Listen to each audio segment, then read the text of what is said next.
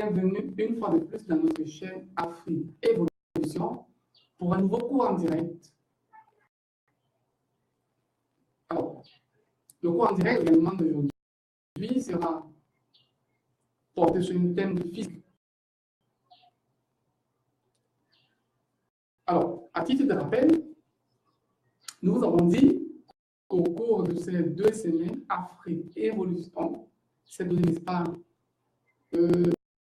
cette tâche de vous accompagner tout au long de votre congé. Et cela en vous assistant de façon directe dans vos différentes doléances, que ce soit en mathématiques, physique ou chimie. C'est un cours d'interaction. Le programme de travail ici a été fourni par un planning que vous pouvez consulter, n'est-ce pas, dans notre plateforme WhatsApp, Facebook et même Skype. Cependant, nous tenons à vous dire que le travail d'Afrique Évolution se propose d'effectuer avec vous n'est pas fait dans un désordre, n'est pas fait, n'est-ce pas, sous précipitation, mais ça se fait suivant un calendrier de programmation. Et ici, aujourd'hui, par exemple, nous sommes en train de faire un cours en direct de physique. Nous allons faire ce cours en direct, mais c'est sur la mathématique. Demain, samedi, nous comptons faire également le cours en direct avec vous en chimie. Alors, par ailleurs, nous tenons à vous rappeler que dans un cours en direct, le plateau vous est ouvert pendant toute, n'est-ce pas, la durée du cours en direct. Ça veut dire que le plateau vous est ouvert, ça veut dire notre standard qui est le plus 237 675 90 02 51 vous est ouvert. Je reprends notre standard, c'est le plus 237 675 90 02 51. C'est le numéro standard. Ce numéro vous est ouvert tout au long, n'est-ce pas, de ce cours en direct. Vous pouvez nous interpeller sur un thème cadrant avec discipline du jour. Et puisqu'aujourd'hui nous sommes en train, n'est-ce pas,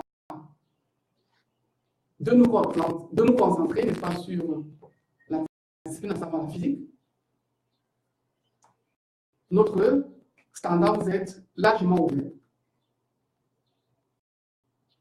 Quelle que soit, n'est-ce pas, votre préoccupation, vous pouvez nous joindre et nous faire part de cette doléance. Demain, comme je le disais, ça sera en chimie. Voilà, notre standard vous est ouvert. Et nous attendons, n'est-ce pas, vos différents cours de physique. Voilà. Pour le moment, je vois certains élèves qui sont déjà connectés. J'attends tout simplement que vous appelez et que vous posez vos difficultés. Ou vous pouvez nous écrire sur, voilà, via votre petit écran. Nous allons prendre le soin, n'est-ce pas, de faire connaissance de vos préoccupations. Et pour chacune de ces préoccupations, nous allons, n'est-ce pas, d'abord vous expliquer le principe de résolution, ou alors ce qui fait un nœud dans vos préoccupations.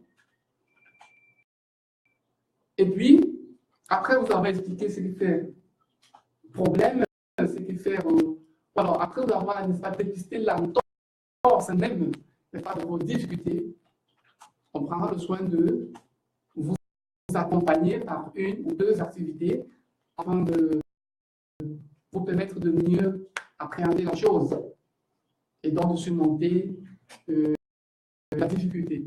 Voilà un peu ce qui fait la particularité des cours en direct par rapport aux cours vidéo. Donc ici, moi, c'est l'interaction, c'est le contact, n'est-ce pas, entre l'enseignant ici et vous, les apprenants. Voilà. Nous attendons le premier coup de fil, ou alors cette première écriture via votre écran, afin de pouvoir vous solutionner, afin de pouvoir répondre à vos besoins, à vos difficultés. Voilà. Nous sommes toujours là chez l'élève.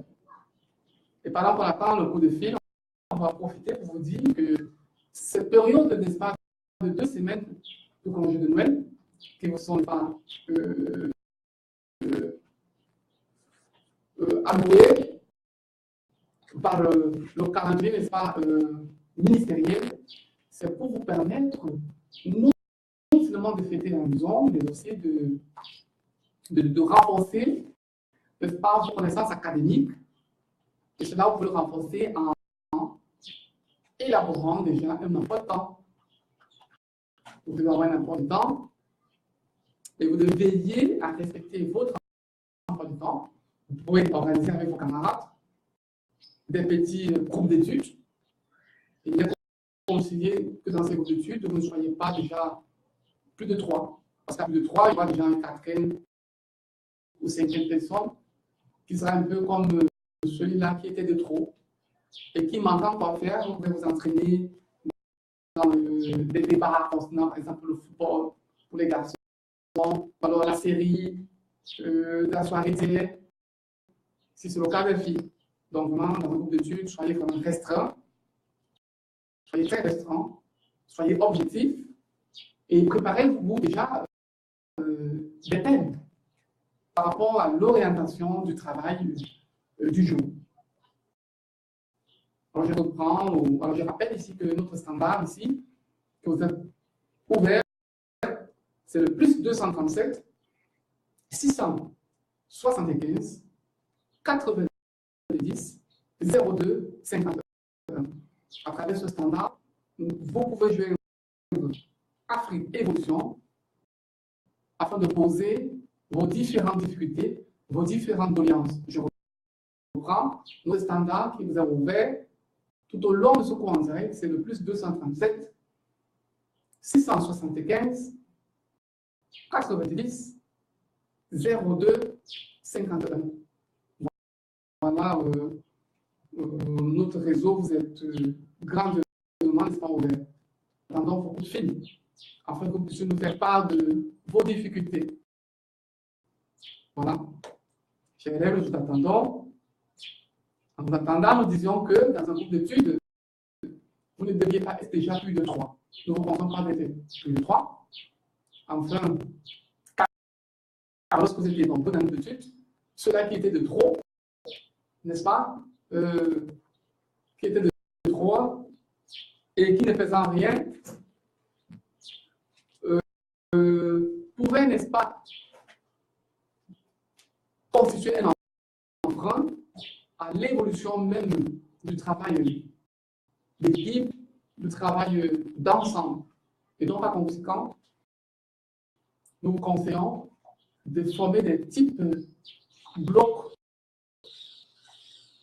Pour cela, on trouve, n'est-ce pas, 3 élèves. Voilà. Par ailleurs, en profiter pour donner certains petits conseils sur comment préparer un examen national. Comment préparer un examen national. Vous devez savoir que la préparation de l'examen national s'effectue déjà sur une période qui s'étend, n'est-ce pas, sur tout le long de l'année académique. Voilà, là, on a notre premier élève qui appelle le professeur. Allô? Allô? Oui, ici, Afrique Évolution. À quoi? Oui. Oui, on vous suit.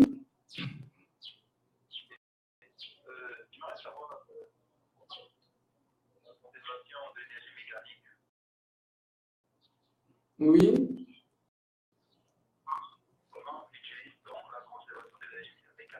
Alors, votre préoccupation était celle de savoir comment est-ce que l'homme effectue pour utiliser la conservation de l'énergie mécanique. C'est ça. Ok. Ok, voilà. Je vous conseille de continuer à nous suivre. De continuer à nous suivre, n'est-ce pas? Et on va essayer déjà de vous donner un briefing sur cette notion et de vous appuyer au travers, n'est-ce pas, d'une activité. Donc, je rappelle que vous pouvez nous contacter pour d'autres préoccupations. Donc, le standard, vous êtes. Ok.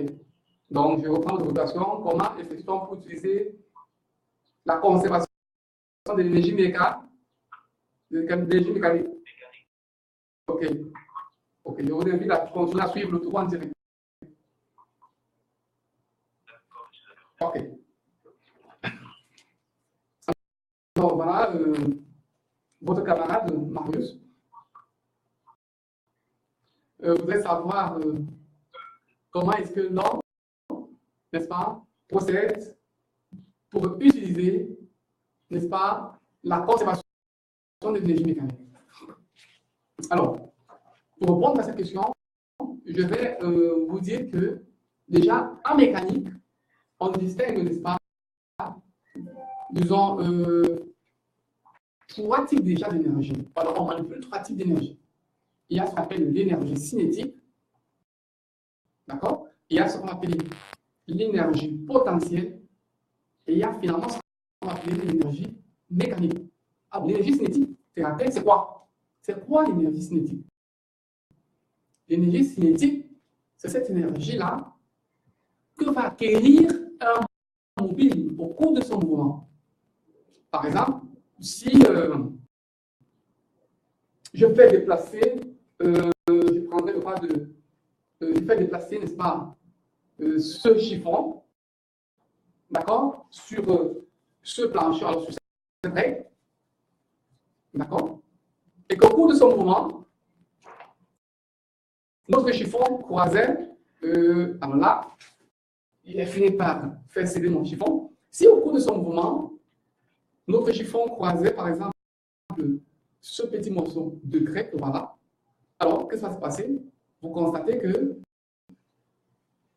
la craie, alors le chiffon entraîne la craie dans son mouvement. Alors que il n'y a pas de contact direct entre ma main, qui est un peu considérée comme la force motrice, et le chiffon. Ce déplacement de la craie est une résultante, d'accord, ou alors est une conséquence qui est due au déplacement de mon chiffon. Alors là, on dira tout simplement que mon chiffon, n'est-ce pas, a été sous l'effet de l'énergie cinétique de mon chiffon.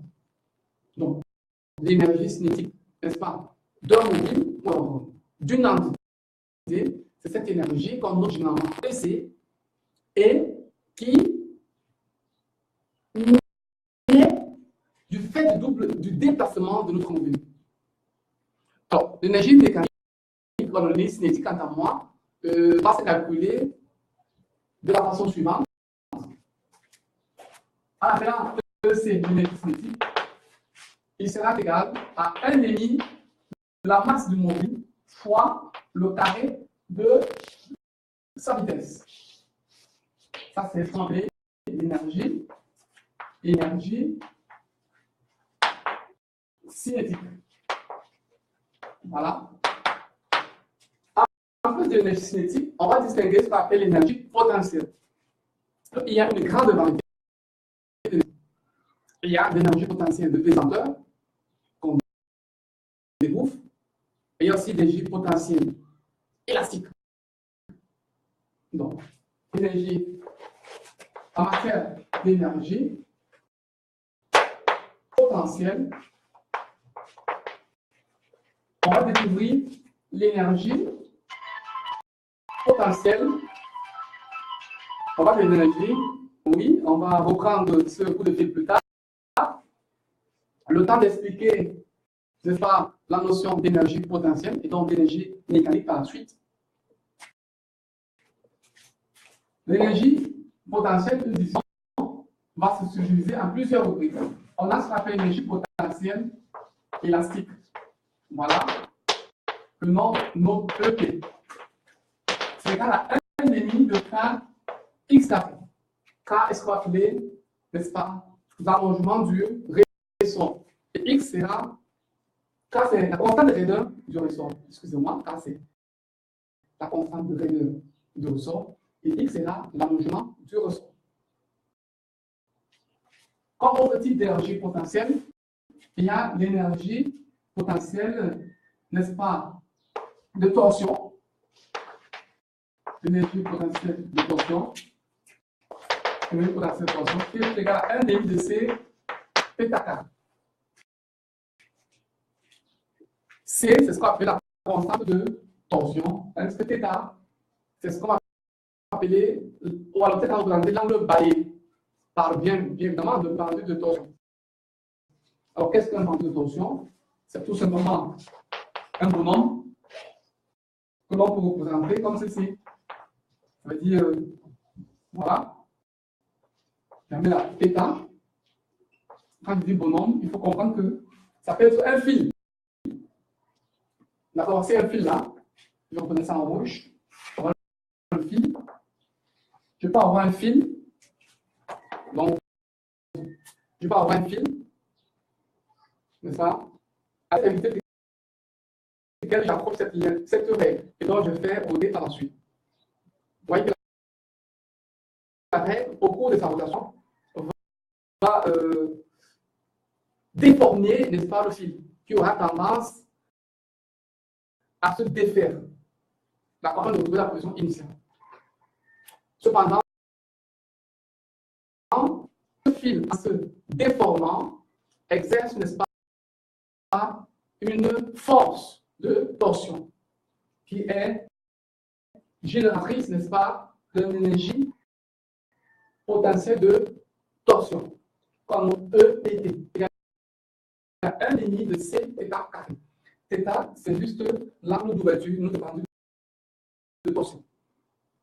Vous devez aussi savoir que l'énergie potentielle élastique, c'est cette énergie développée par un ressort à la suite, n'est-ce pas, par exemple, d'une déformation.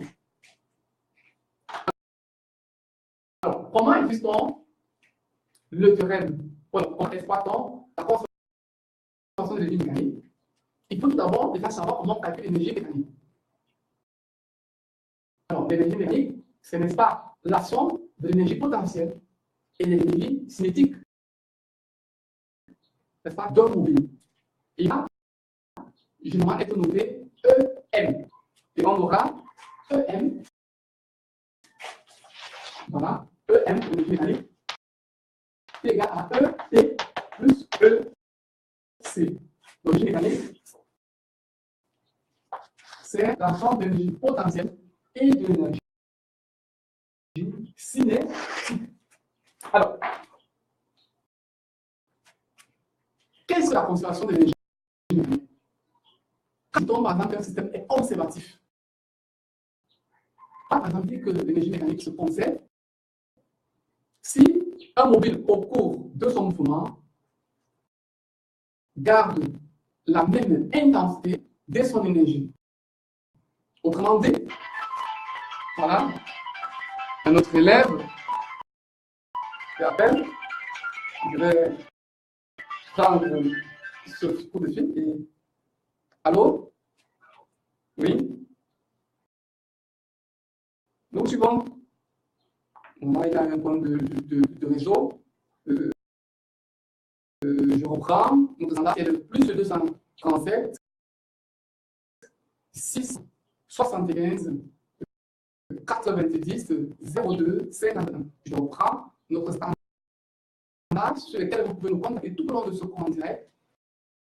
Est plus 237 675 90 02 51. Je rappelle que le cours en direct, c'est un cours qui est produit en fonction de vos demandes. Vous pouvez nous faire part de vos difficultés portant sur un thème avec la discipline qui sera vue, ou la discipline vue au cours de la vie. Et aujourd'hui, plus précisément, il s'agit de la vie. Donc, vous pouvez nous faire part de toutes vos difficultés de physique. Depuis la rentrée, qu'est-ce que vous avez eu à voir? Si par exemple, dans mon établissement, on a pu avoir comment avec le travail de force et que j'ai peut-être des difficultés à nos points, alors là, ça c'est le moment qu'il faut profiter pour stopper le professeur. Vous avez tout le droit de m'interrompre au cours de mes explications. Donc c'est un cours qui est vraiment orienté en fonction de vos besoins. C'est vous ici les guides. C'est vous ici ceux qui pilotez le système. Moi, je ne suis là que pour moi, mais Afrique Évolution n'est là que pour vous solutionner, vous soutenir, vous faciliter dans l'acquisition, n'est-ce pas, des connaissances. Alors, j'étais en train de répondre, pour ceux qui viennent d'arriver, n'est-ce pas, à la préoccupation d'un élève qui voudrait savoir comment est-ce qu'on procède pour utiliser la conservation de l'énergie mécanique. Là, c'est posé également la question de ça en fait. Qu'est-ce que l'énergie mécanique? On leur a fait comprendre au cours de nos explications que l'énergie mécanique était, n'est-ce pas, la somme de l'énergie potentielle et de l'énergie cinétique. On dit que l'énergie cinétique était notée généralement EC, comme vous voyez. Masse, bien évidemment, masse du mobile. Le mobile, ça veut dire le propre mouvement. La masse du mobile fois le carré de sa vitesse. Et on distinguait également dans la constitution de l'énergie mécanique l'énergie potentielle, qui plutôt était subdivisée en plusieurs rubriques, comme énergie potentielle, et ce qu'on appelle l'énergie potentielle. Cette énergie potentielle, n'est-ce pas, que va acquérir, par exemple, un ressort après que l'on l'ait déformé, par exemple, d'une élongation. L'énergie potentielle élastique, avec pour expression 1,5 de Kx carré. K était ce qu'on appelle la constante de raideur du ressort. Tandis que X va représenter l'allongement du ressort. D'accord? Dans la rubrique de l'énergie potentielle, on distinguait également l'énergie potentielle de torsion, qui était égale à 1,5 de C carré. Θ était donc la déformation, l'angle de déformation du pendule de torsion. Quand on a dit que la pendule de torsion, c'était tout simplement un ensemble construit là d'un fil et lequel était fixé, par exemple, un solide là. Et si on veut pivoter l'ensemble du pendule, n'est-ce pas, de torsion, le fil de torsion aura tendance à retrouver sa position initiale. Et au cours de cette déformation, du pendule de torsion, il allait donc se dégager une énergie que l'on appelait énergie potentielle de torsion. Alors, on revient sur l'énergie mécanique. En disant que l'énergie mécanique, c'est la somme de l'énergie cinétique, alors de l'énergie potentielle et de l'énergie cinétique. Alors, sachant donc qu'avec l'énergie mécanique, on a pu dire que l'énergie mécanique d'un système était conservatif lorsque celui-ci gardait son intensité au cours d'un déplacement. En d'autres termes, si j'ai un plancher, c'est-à-dire un axe de déplacement d'un mobile qui part par exemple de point A pour un point B, par exemple, et que mon système soit conservatif, quand il dit mon système conservatif, c'est-à-dire que l'énergie mécanique reste échangée au cours du déplacement. Alors, qu'est-ce que j'aurai? J'aurai l'énergie mécanique en A du système qui sera égale à l'énergie mécanique du système. À partir de là, les calculs peuvent ne pas se dégager. À titre d'exemple, on va essayer de faire cette activité. Alors, l'activité consiste en ceci. Nous avons là notre ressort. Il y a une constante de header. Donc, nous comptons. D'accord? Nous avons également de l'autre côté un mobile. D'accord? Qui vient avec une caisse, une bande. D'accord? Voilà. Il viendra heurter une boule. Donc, la masse initiale, en prononçant ça, est petit m. Donc, nous avons au départ là, un solide S. D'accord? Donc, S qui se déplace avec une masse grand P. Le solide S, on suppose que possède une masse MA. Alors, le solide de masse MA, on a bien écrit là, le solide de masse MA vient avec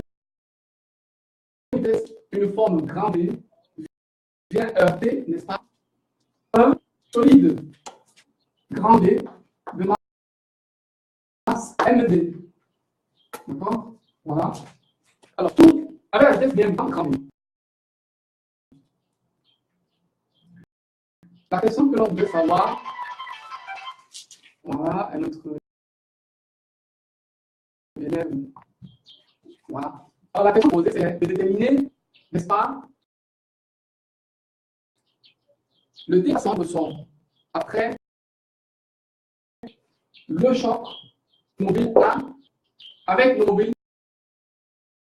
B. Sachant qu'après le choc, les deux suites, n'est-ce pas, restent collés. En fait, on a affaire à un choc mou.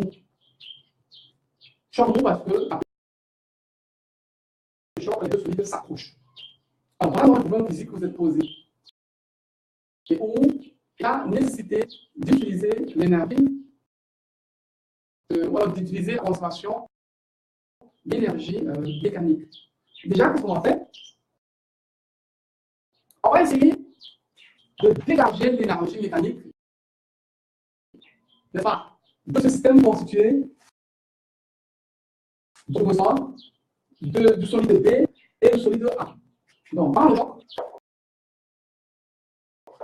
avant le choc, l'énergie mécanique que nous avons M1, c'est l'énergie cinétique de D plus l'énergie cinétique de A plus l'énergie cinétique, n'est-ce pas, de l'autre ressort, plus énergie potentielle élastique, n'est-ce pas, du ressort, et l'énergie, n'est-ce pas, potentielle de présenteur de A et D. Or, l'énergie cinétique de D avant le choc est 1,5 de MD fois D. Mais vous comprenez avec moi que VD étant nul, son énergie cinétique va être nulle.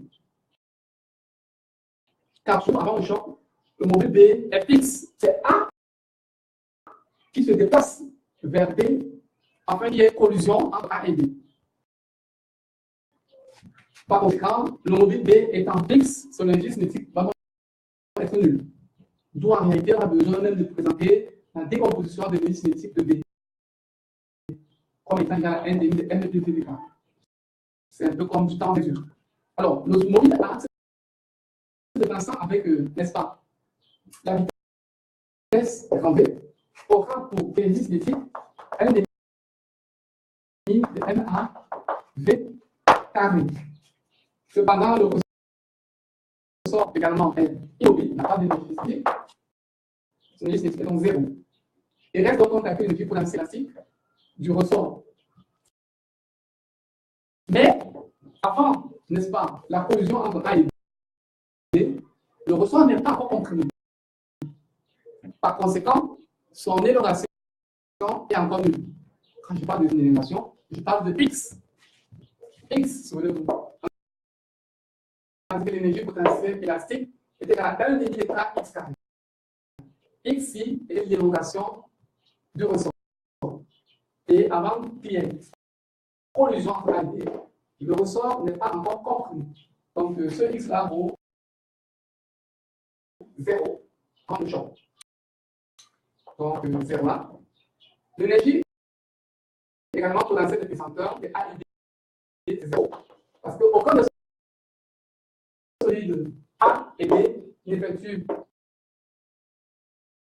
ni une ascension, encore moins une descente. S'il y a un mouvement entre A et B, c'est sur un plan horizontal. Et qui dit plan horizontal veut dire qu'il n'y a jamais une variation d'auteur ou une variation d'attitude.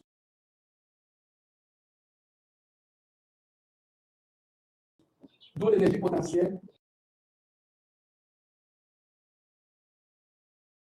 du pesanteur des mobiles.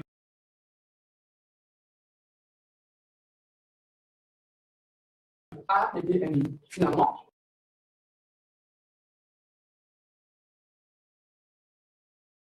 nous, l'énergie mécanique, par le choc, est EM1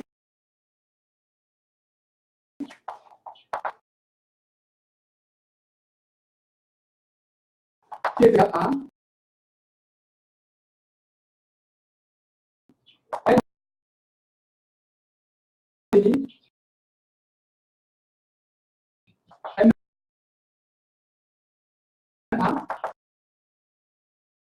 V carré.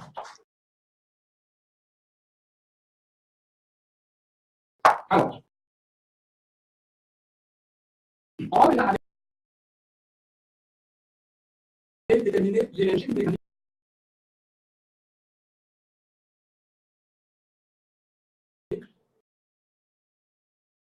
n'est-ce pas, de l'ensemble.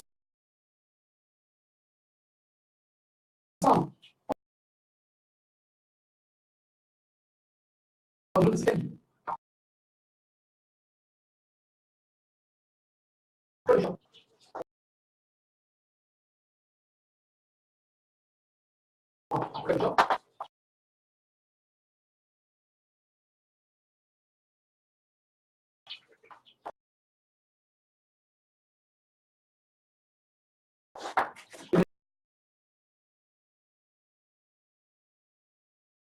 l'énergie mécanique,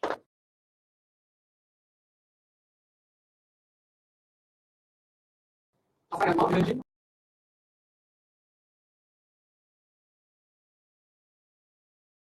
cinétique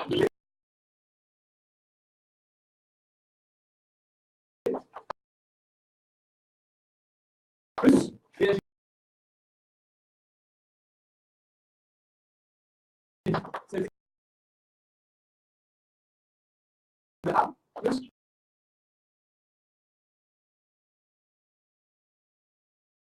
d'accord, l'énergie cinétique de plus l'énergie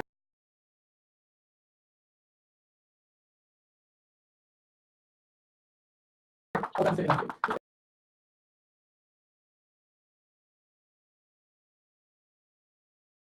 L'énergie potentielle de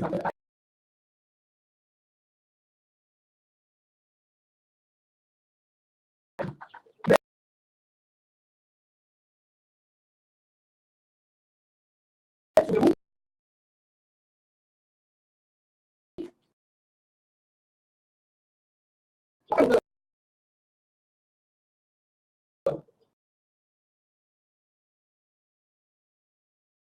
mobiles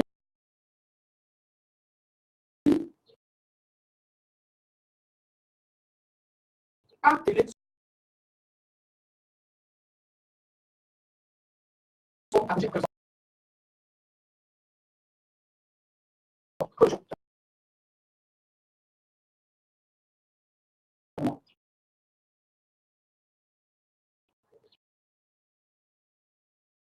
Donc,